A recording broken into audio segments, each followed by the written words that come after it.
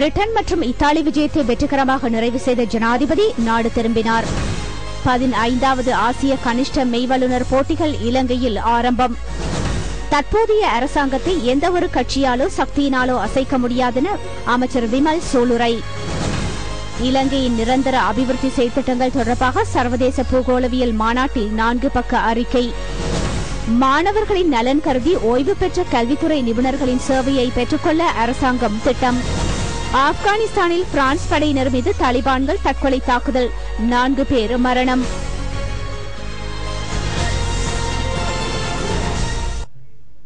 இனி விரிவான செய்திகள். முதலில் உள்நாட்டு செய்திகள். பிரித்தானியாவுக்கும் இத்தாலிக்குமான உத்தியோகபூர்வ விஜயத்தை வெற்றிகரமாக முடித்துக் கொண்ட ஜனாதிபதி நாடு திரும்பினார். பிரித்தானிய அரசாங்கத்தின் அழைப்பிற்கு ஏற்ப எலிசபெத் மகாராணியின் வைர விழா கொண்டாட்டங்களில் கலந்து கொள்வதற்காக சென்ற ஜனாதிபதி மஹிந்த ராஜபக்ஷ மற்றும் முதற் பெண்மணியும் ஜனாதிபதியின் பாரியாருமான ஷிராந்தி விக்ரமசிங்க ராஜபக்ஷ ஆகியோர் பல ராஜதந்திர சந்திப்புகளிலும் கலந்து கொண்டனர். பிரிட்டிஷ் பிரதமர் டேவிட் கேமரூனையும் சந்தித்து இருதரப்பு பேச்சுவார்த்தையை மேற்கொண்ட ஜனாதிபதி பிரிட்டிஷ் பாராளுமன்ற செனட் சபை உறுப்பினர்களிடம் விசேட சந்திப்புகளை மேற்கொண்டார். ஸ்காட்லாந்து யார்ட் போலீசார் மற்றும் எல்டிடி ஆதரவாளர்களை வியப்பில் ஆழ்த்தும் வகையில் இடம்பெற்ற தாயகத்திற்கு ஆதரவான ஆர்ப்பாட்டக்காரர்களையும் ஜனாதிபதி சந்தித்தார். நேற்று முன்தினம் பிரிட்டிஷ் விஜயத்தை வெற்றிகரமாக நிறைவு செய்த ஜனாதிபதி இத்தாலிக்கு விஜயம் செய்தார். ஜனாதிபதியை கௌரவிக்கும் முகமாக பிஷப் கைனோ ரியோலி ஏற்பாடு செய்த விசேட இரவு விருந்துபசாரத்திலும் ஜனாதிபதி கலந்து கொண்டார். இலங்கையில் சமாதானத்தை ஏற்படுத்துவதற்காக ஜனாதிபதி மேற்கொண்ட வரலாற்று ரீதியான சேவை இதன்போது கார்டினல் ரஞ்சித் ஆண்டகையினால் கௌரவிக்கப்பட்டது. நேற்று முன்தினம் பிரிட்டிஷ் விஜயத்தை வெற்றிகரமாக நிறைவு செய்த ஜனாதிபதி இத்தாலிக்கு விஜயம் செய்தார். அத்துடன் ரோமில் இடம்பெற்ற வெசாக் நிகழ்விலும் ஜனாதிபதி கலந்து கொண்டார். ரோமில் வசிக்கும் இலங்கையர்களுடனும் ஜனாதிபதி அந்யோன்யமாக உரையாடினார். உலக உணவு மற்றும் விவசாய அமைப்பின் பணிப்பாளர் ஜோரஸ் டிசில்வா மற்றும் ஜனாதிபதிக்கு இடையிலான விசேட சந்திப்பொன்று உலக உணவு மற்றும் விவசாய ஸ்தாபனத்தின் தலைமையகத்தில் இடம்பெற்றது. ஜனாதிபதி மஹிந்த ராஜபக்ஷவும் பாரியாரும் நேற்று வத்திகானில் பரிசுத்த பாப்பரசர் 16வது ஆசிர்வாத பரை சந்தித்தனர். இலங்கையின் தற்போதைய நிலைமை தொடர்பாக மிகவும் சுமூகமான முறையில் இடம்பெற்ற பேச்சுவார்த்தையின் பின்னர் ஜனாதிபதிக்கும் பாப்பரசருக்கும் இடையில் புனித பாப்பரசரின் நூலகத்தில் பிரத்யேக சந்திப்பொன்று இடம்பெற்றது. ஜனாதிபதி இவ்விஜயங்களின் போது அமைச்சர் பேராசிரியர் ஜிஎல் பீரிஸ், பிரதியமைச்சர் நியோமல் பெரேரா, ஜனாதிபதியின் செயலாளர் லலித் வீரதுங்க உள்ளிட்ட சிரேஷ்ட அதிகாரிகளும் கலந்து கொண்டனர்.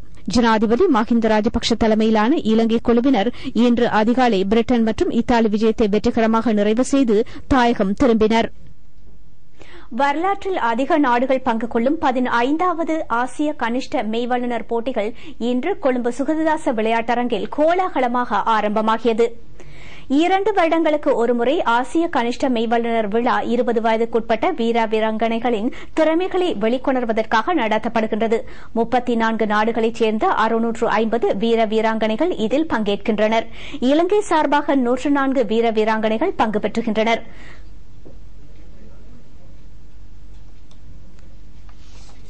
15வது ஆசிய கனிஷ்ட மெய்வல்லுநர் போட்டி இன்று கொழும்பு சுகததாச மைதானத்தில் மிகவும் கோலாகலமாக ஆரம்பமாகியது.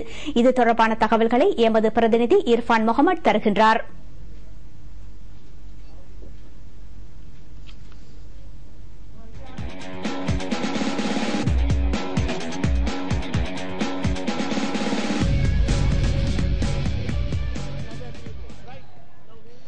பதினைந்தாவது ஆசிய கனிஷ்ட மெய்வல்லுநர் போட்டிகள் இப்பொழுது கொழும்பு சுகதாச விளையாட்டு மைதானத்தில் இடம்பெற்றுக் கொண்டிருக்கின்றது. அந்த வகையில் 33 நாடுகளைச் சேர்ந்த வெளிநாட்டு விளையாட்டு வீரர்கள் இந்த இடத்திலே ஒன்று கூடியிருக்கின்றார்கள் இந்த போட்டிகளில் கலந்து கொள்வதற்காக வேண்டி. இன்னும் சற்று நேரத்தில் கோலூன்றி பாய்தல் போட்டி ஆரம்பமாக இருக்கின்றது. அதற்கான ஏற்பாடுகள் இப்பொழுது நடுவர்களினால் மேற்கொள்ளப்பட்டு வருகின்றன. ஏராளமான வெளிநாட்டு விளையாட்டு வீரர்கள் அதற்காக இப்பொழுது தயாராகிக் கொண்டிருப்பதை உங்களுக்கு காணக்கூடியதாக இருக்கும். குறிப்பாக இன்றைய காலையிலிருந்து நடைபெற்ற முக்கியமான விளையாட்டு நிகழ்வுகள் என்று நாங்கள் எடுத்துக் கொண்டால் பெண்களுக்கான 5000 மீட்டர் ஓட்டப் போட்டி இடம்பெற்று முடிந்தது. அதற்கு பிறகு 100 மீட்டர் முதல் சுற்று போட்டிகள் 3 இடம்பெற்று முடிந்திருக்கின்றன. அதற்கான இறுதிப் போட்டி இன்று 8:30 அளவில் இடம்பெறும். அது தொடர்பான தகவல்களை உங்களுக்கு நேரடியாக தொலைக்காட்சியினூடாக காணக்கூடியதாக இருக்கும். அதற்கு பிறகு இன்று மாலை 4 மணி அளவில் மாண்புமிகு பிரதமர் DM ஜெயரத்ன அவர்களினால் கோலாகலமாக 15வது ஆசிய கனிஷ்ட மெய்வல்லுநர் போட்டிகள் ஆரம்பித்து வைக்கப்பட்டன. அதன் உத்தியோகபூர்வ நிகழ்வு இன்றைய தினம் இடம்பெற்றது.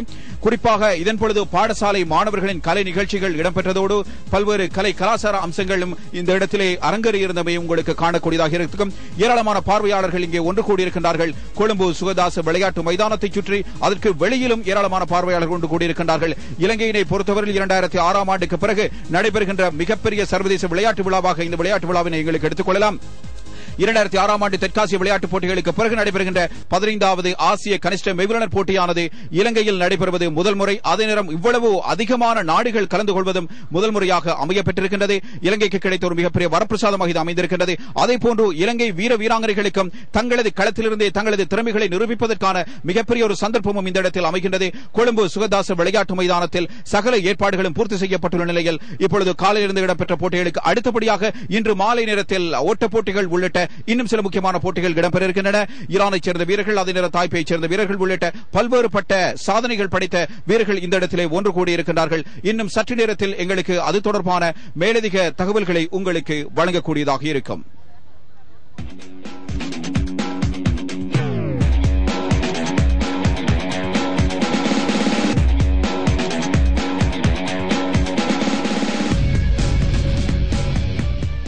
நன்றி இர்ஃபான், எமது சுகதாச விளையாட்டரங்கிலிருந்து நேரடியாக இணைந்து கொண்டமைக்காக. தற்போதைய அரசாங்கத்தை எந்தவொரு சக்தியாலோ அல்லது கட்சிகளாலோ நிலைக்குலைய செய்ய முடியாதென அமைச்சர் விமல் வீரவன்ச தெரிவித்தார்.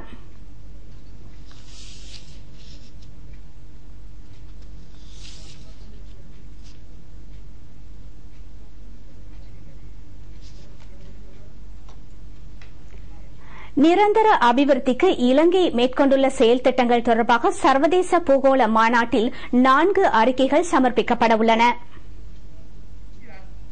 நிரந்தர அபிவிருத்தி தொடர்பான ஐநாவின் பூகோள மாநாடு எதிர்வரும் 22ஆம் தேதி முதல் 25ஆம் தேதி வரை பிரேசிலின் தலைநகரான ரியோ டி ஜெனிரோவில் நடைபெறவுள்ளது.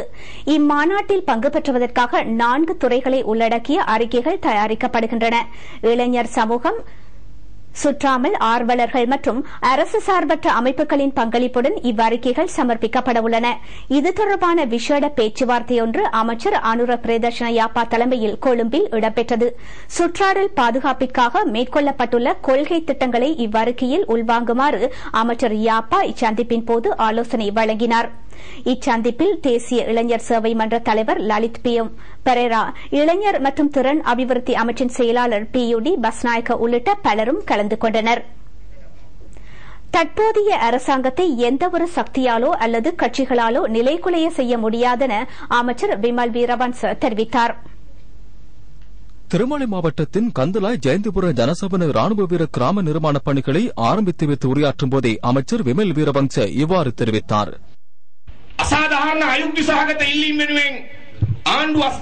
ஜனாதிபதி தலைமையிலான அரசாங்கத்தை அநீதியான கோரிக்கைகளை முன்வைத்து எந்த ஒரு சக்தியினாலும் நிலைக்குலைய செய்ய முடியாது. அரசாங்கத்துக்கும் 3/2 பெரும்பான்மை பலம் உள்ளது. யுத்தத்தின் பின்னர் சமாதானம் ஏற்பட்டுள்ளதாலும் அரசியல் ரீதியாக ஸ்திரத்தன்மை அடைந்துள்ளதனாலுமே நாட்டில் அபிவிருத்தி திட்டங்கள் நடைபெறுகின்றன.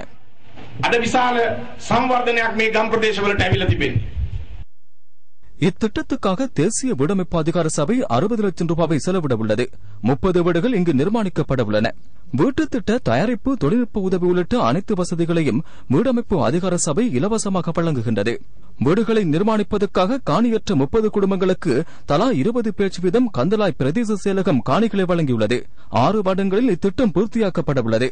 பிரதேச மக்கள், பிரதிநிதிகள் உள்ளிட்ட ஏராளமானோர் இவ்வைபவத்தில் கலந்து கொண்டனர்.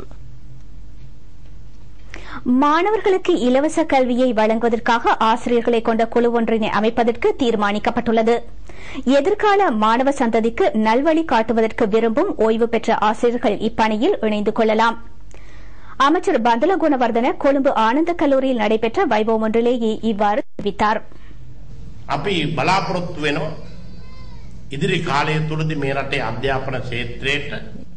இலங்கையில் கல்வித்துறையில் நீண்டகால அனுபவம், தகுதியுடைய மாணவர்களை நேசிக்கும் மதிப்புக்குரிய மதத் தலைவர்கள், ஓய்வு பெற்ற அதிபர்கள், கல்வித்துறை நிபுணர்கள், பல்கலைக்கழக பேராசிரியர்கள் மற்றும் விரிவுரையாளர்கள் ஆகியோரின் சேவைகளை மாணவ நலன் கருதி பெற்றுக் கொள்வதற்கு நாங்கள் திட்டங்களை வகுத்துள்ளோம்.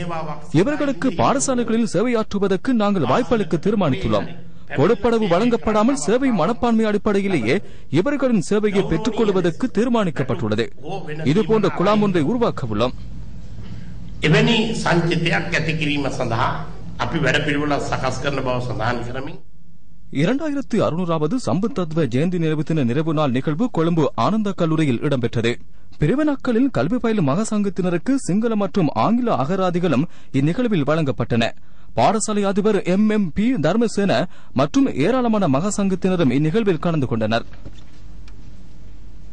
எதிர்வரும் கிழக்கு மாகாண சபை தேர்தல் தொடர்பாக அரசாங்கத்திற்கும் ஸ்ரீலங்கா முஸ்லிம் காங்கிரசுக்கும் இடையே பேச்சுவார்த்தைகள் ஆரம்பிக்கப்பட்டுள்ளதாக அதன் தவிசாளரும் பிரதி அமைச்சருமான பஷீர் சேகுதாவு தெரிவித்துள்ளார். ஏறாவூர் இளந்தாரகை விளையாட்டுக் கழகத்தின் 40வது வருடாந்த விழாவில் கலந்து கொண்டு உரையாற்றும் போதே பிரதி அமைச்சர் இவ்வாறு தெரிவித்தார். இந்த கிழக்கு மாகாணத்தின் தேர்தலை கிழக்கு மாகாண மக்கள் ஆவலோடு எதிர்பார்ப்பதைப் போல முழு இலங்கையிலேயே வாழ்கின்ற அனைத்து இன மக்களும் ஏன் சர்வதேச சமூகமும் இந்த தேர்தலை எதிர்பார்த்து காத்திருக்கின்றது. இதன் முடிவு எவ்வாறு அமையப்பட போகின்றது என்று எதிர்பார்க்கின்றது. அதற்கு முன்பதாக எவ்வாறான வியூகங்கள் எந்தெந்த கட்சிகளினால் வகுக்கப்பட இருக்கின்றன, எந்தெந்த கட்சிகள் கூட்டுச் சேரப் போகின்றன என்ற முடிவினை அவரோடு எதிர்பார்க்கிறார்கள். ஸ்ரீலங்கா முஸ்லிம் காங்கிரஸ் இந்த அரசாங்கத்தினுடைய இரண்டாவது பெரிய கட்சி. முதலாவது பெரிய கட்சி ஸ்ரீலங்கா சுதந்திர கட்சி, அதிக பாராளுமன்ற ஆசனங்களை கொண்ட கட்சி. அதற்கு அடுத்ததாக 8 பாராளுமன்ற ஆசனங்களை கொண்டு அதிகமான ஆசனங்களை பெற்ற இரண்டாவது பெரிய கட்சி ஸ்ரீலங்கா முஸ்லிம் காங்கிரஸ். அந்த அந்தஸ்தை அரசு விளங்கிக் கொள்ள வேண்டும். முஸ்லிம்கள் தனியே வெளியிலே இருந்து 8 பாராளுமன்ற உறுப்பினர்களை பெற்றுக் கொண்டு அரசாங்கத்தோடு இணைந்த கட்சி என்பதையும் அரசாங்கம் புரிந்து கொள்ள வேண்டும். ஸ்ரீலங்கா முஸ்லிம் காங்கிரசிற்கு கிழக்கு மாகாணத்திலும் தேசிய ரீதியாகவும் இருக்கிற அரசியல் அந்தஸ்து ஆதரவு தளம் என்பதை சரியாக கருத்திலே கொண்டு ஸ்ரீலங்கா முஸ்லிம் காங்கிரசும் அரசாங்கமும் பேசுகின்ற பேச்சுவார்த்தையிலே அந்த அந்தஸ்து கணக்கில் எடுக்கப்பட்டு முஸ்லிம் காங்கிரசுக்கு சரியான பாகம் பிரித்து கொடுக்கப்படுகின்ற போது ஸ்ரீலங்கா முஸ்லிம் காங்கிரஸ் இந்த தேர்தலிலே அரசாங்கத்துடன் இணைந்து கேட்கின்ற முடிவினை எடுப்பதில் தாமதிக்காது என்ற செய்தியை நான் அந்த இடத்திலே உங்களுக்கு சொல்ல விரும்புகின்றேன். நாட்டின் பல பாகங்களிலும் இடம்பெற்ற நிகழ்வுகளின் தொகுப்பு அடுத்து. அட்டாளச்சேனையின் கோணவத்த பிரதேசத்தில் நீரியல் விமான இறங்குதுறை அமைப்பது தொடர்பாக மாகாண அமைச்சர் ஒதுமா லெவைன் அழைப்பை ஏற்று விமான நிலைய உயர் அதிகாரிகள் அப்பகுதிக்கு விஜயம் செய்தனர். இவ்விமான இறங்குதுறை அமைப்பதன் மூலம் திருக்கோயில், அக்கரைப்பற்று, அட்டாளச்சேனை, நிந்தவூர், கல்முனை, காத்தான்குடி உட்பட பல பிரதேச மக்களுக்கு நன்மை கிடைக்கவுள்ளது. கிளிநொச்சி மாவட்டத்தின் மல்லாவி பகுதியில் பால் சேகரிப்பு மத்திய நிலையம் பிரதி அமைச்சர் HR மித்ரபால தலைமையில் திறந்து வைக்கப்பட்டது. இப்பிரதேசத்தில் உள்ள பால் உற்பத்தியாளர்கள் இதன் மூலம் பெரிதும் நன்மையடைய உள்ளனர். நாளொன்றுக்கு பால் உற்பத்தியாளர்களிடமிருந்து 1000 லிட்டர் பால் சேகரிக்கப்படுகின்றது. அம்பாறை நூகலந்த மின்சார திட்டம் பாராளுமன்ற உறுப்பினர் சரத் வீரசேகர தலைமையில் திறந்து வைக்கப்பட்டது. அத்துடன் இப்பகுதி சிறார்களின் நலன் கருதி நிர்மாணிக்கப்பட்ட முன்பள்ளி பாடசாலை கட்டடமும் இதற்கு இணைவாக திறந்து வைக்கப்பட்டது. கிழக்கு மாகாணத்தின் முன்னணி பெண்கள் பாடசாலையான மட்டக்களப்பு புனித சிசிலியாஸ் மகளிர் தேசிய பாடசாலையின் 176வது வருடாந்த பரிசளிப்பு விழா கல்லூரி அதிபர் அருட் சகோதரி எலிசபெத் தலைமையில் நடைபெற்றது. மாவட்ட அரசாங்க அதிபர் திருமதி PSM சால்ஸ் இதில் பிரதம அதிதியாக கலந்து கொண்டார். திருகோணமலை மட்டக்களப்பு மாவட்ட ஆயர் பேரருட் திரு கலாநிதி கிங்ஸ்லி சுவாம்பிள்ளை உட்பட பலர் கலந்து கொண்டனர். 2012ஆம் ஆண்டில் சகலருக்கும் மின்சாரம் எனும் திட்டத்தின் கீழ் மாத்தளை, சமந்தாவ, குருளுக்கம பிரதேசத்திற்கான மின்சார திட்டம் ஆரம்பித்து வைக்கப்பட்டது. இதன் மூலம் 45 குடும்பங்கள் நன்மையடைந்துள்ளன. இதற்கென 20 லட்சம் ரூபாய் செலவிடப்பட்டது. ஈரான் அரசாங்கம் இதற்கான நிதி உதவியை வழங்கியது. பிரதி அமைச்சர் ரோஹண திசாநாயக்க, மாகாண அமைச்சர்கள் உட்பட பலர் இந்நிகழ்வில் கலந்து கொண்டனர். வடமேல் மாகாண முதலமைச்சரின் பன்முகப்படுத்தப்பட்ட நிதி ஒதுக்கீட்டில் கிராமிய குடிநீர் சங்கங்களுக்கு நீரிறைக்கும் இயந்திரங்கள் வழங்கப்பட்டன. வடமேல் மாகாண முதலமைச்சர் அதுல விஜயசிங்கே இதில் பிரதம அதிதியாக கலந்து கொண்டார். இதற்கென 40 லட்சம் ரூபாய் செலவிடப்பட்டது. முசலி பிரதேச செயலக பிரிவுக்குட்பட்ட வனப்பகுதியில் சட்டவிரோதமாக வெட்டப்பட்ட மரக்குற்றிகள் கைப்பற்றப்பட்டன. வனத்துறையினர், போலீஸ் மற்றும் ராணுவ அதிகாரிகள் மேற்கொண்ட சுற்றிவளைப்பின் போதே இவை கைப்பற்றப்பட்டன. சுமார் 20 ஹெக்டேர் வனப்பரப்பில் இச்சுற்றிவளைப்பு மேற்கொள்ளப்பட்டது. இயற்கையின் அற்புதங்கள் மத்திய மலைநாட்டில் அண்மை காலமாக நிகழ்ந்த வண்ணம் உள்ளன. தலவாக்கலை கல்பா தோட்டத்தை வசிப்பிடமாக கொண்ட புஷ்பத்தின் வீட்டு தோட்டத்தில் நடப்பட்ட கத்தரி செடி அபூர்வ காயை காய்த்துள்ளது. கை கால் முளைத்தவாறு இந்த கத்தரிக்காய் காய்த்துள்ளது. இந்த அதிசய கத்தரியை பார்ப்பதற்காக நாளாந்தம் மக்கள் வருகை தருவதாக வீட்டுத் தோட்ட உரிமையாளர் தெரிவிக்கின்றார்.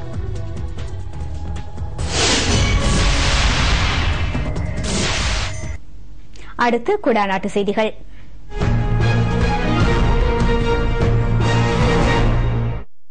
இம்முறை வரவு செலவு திட்டத்தின் ஊடாக வடமாகாணத்தில் உள்ள மாற்றுத்திறனாளிகளின் நலன் கருதி கூடுதலான நிதி ஒதுக்கப்பட்டுள்ளதாக அமைச்சர் பிலிக்ஸ் பெரேரா தெரிவித்துள்ளார். சமூக சேவைகள் அமைச்சு ஒழுங்கு செய்த மாற்றுத்திறனாளிகளுக்கான நிதி உதவி வழங்கும் நிகழ்வில் கலந்து கொண்டு உரையாற்றும் போதே அமைச்சர் இவ்வாறு தெரிவித்தார். ஜாழ் வீரசிங்க மண்டபத்தில் மாவட்ட அரசாங்க அதிபர் சுந்தரம் அருமைநாயகம் தலைமையில் இந்நிகழ்வு இடம்பெற்றது. 59 பேருக்கு 2.5 லட்சம் ரூபாய் வீதம் காசோலைகள் வழங்கப்பட்டன. அத்துடன் 20 சக்கர நாட்காலிகளும் வழங்கி வைக்கப்பட்டன. தொடர்ந்தும் உரையாற்றிய அமைச்சர் கைதடி, உடுவில் ஆகிய பிரதேச செயலங்களுக்கு உட்பட்ட பகுதிகளில் மாற்றுத்திறனாளிகளின் நலன் கருதி பல்வேறு வாழ்க்கை தர மேம்பாட்டு திட்டங்கள் ஆரம்பிக்கப்பட உள்ளதாக தெரிவித்தார். ஜாழ் மாவட்ட கட்டளை தளபதி மேஜர் ஜெனரல் மஹிந்த ஹத்துருசிங்க, பாராளுமன்ற உறுப்பினர் அப்பாத்துரை விநாயகமூர்த்தி, ஜாழ் மாவட்ட மேலதிக அரசாங்க அதிபர் ரோபினி வரதலிங்கம் உட்பட பலர் இந்நிகழ்வில் இணைந்திருந்தனர். ஜாழ் மாவட்டத்தில் பால் உற்பத்தியாளர்களின் நன்மை கருதி பல்வேறு வேலை திட்டங்களை கால்நடை வள அமைச்சு முன்னெடுத்துள்ளது. பால் உற்பத்தியாளர்களுக்கு சிறந்த கறவை பசுக்கள் இதன் அடிப்படையில் வழங்கப்பட்டு வருகின்றன. ஜாழ் உடுப்பிட்டி தேர்தல் தொகுதியின் கரவட்டி பகுதியில் 20 லட்சம் ரூபாய் செலவில் நிர்மாணிக்கப்பட்ட கால்நடை பண்ணையை பிரதி அமைச்சர் HR மித்ரபால சென்று பார்வையிட்டார். பாராளுமன்ற உறுப்பினர் சில்வஸ்டர் அலண்டின் உட்பட அதிகாரிகள் இந்நிகழ்வில் இணைந்திருந்தனர்.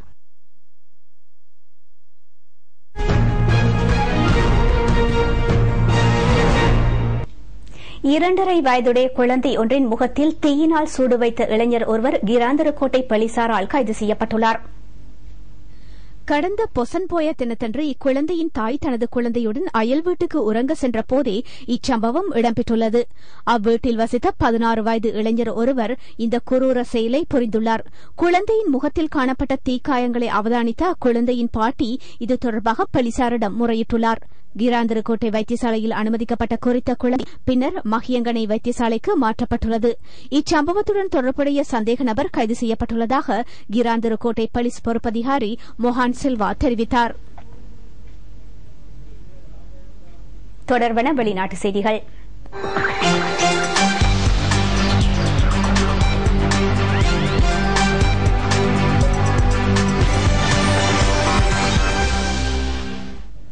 ஆப்கானிஸ்தானில் பிரான்ஸ் படையினரின் முகாம் ஒன்றின் மீது தாலிபான்கள் தாக்குதல் மேற்கொண்டனர். ஆப்கானிஸ்தானின் கபிசா மாகாணத்தில் உள்ள பிரான்ஸ் படையினரின் முகாம் மீது தாலிபான் தற்கொலைதாரி ஒருவர் மேற்கொண்ட தாக்குதலில் பிரான்ஸ் படையினர் 4 மரணமடைந்தனர். ஆப்கானிஸ்தானின் கபிசா மாகாணத்தில் உள்ள பிரான்ஸ் படையினரின் முகாம் மீது தாலிபான் தற்கொலைதாரி ஒருவர் மேற்கொண்ட தாக்குதலில் பிரான்ஸ் படையினர் 4 மரணமடைந்தனர். ஆப்கானிஸ்தானில் உள்ள அனைத்து படை வீரர்களையும் இவ்வருட இறுதியில் விலக்கிக் கொள்வதற்கு பிரான்ஸ் தீர்மானித்துள்ள நிலையில் இத்தாக்குதல் இடம்பெற்றுள்ளது. நேட்டோ மற்றும் ஆப்கானிஸ்தான் படையினர் மீது கடந்த சில வாரங்களாக தாலிபான்கள் தொடர் தாக்குதல்களை மேற்கொண்டு வருகின்றமை குறிப்பிடத்தக்கது.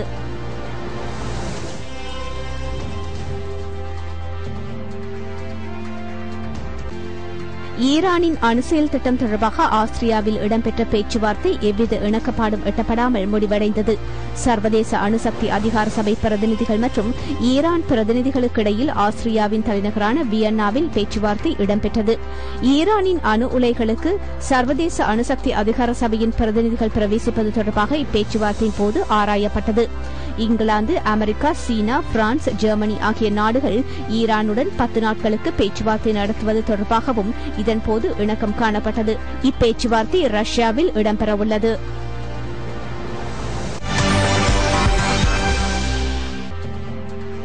சீனாவின் பல்வேறு பிரதேசங்களில் ஏற்பட்ட வெள்ளப்பெருக்கு காரணமாக மக்களின் அன்றாட வாழ்க்கை பாதிக்கப்பட்டுள்ளது. கடந்த சில நாட்களாக பெய்து வரும் அடை மழை காரணமாக சீனாவின் ஹூயேன் மாநிலம் உள்ளிட்ட பல்வேறு பிரதேசங்களில் வெள்ளம் ஏற்பட்டுள்ளது. பல்வேறு நகரங்களில் வெள்ளம் ஏற்பட்டுள்ளதால் போக்குவரத்தும் தடைப்பட்டுள்ளது. வெள்ளத்தில் பாதிக்கப்பட்டோரை மீட்பதில் மீட்பு படைகள் ஈடுபட்டுள்ளன.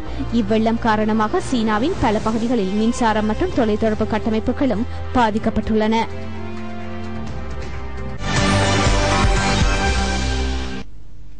அந்த வெளிநாட்டு செய்திகளுடன் எமது இந்த செய்தி அறிக்கை நிறைவு பெறுகிறது. எமது அடுத்த செய்தி அறிக்கையினை இரவு 8 மணிக்கு வசந்தம் தொலைக்காட்சி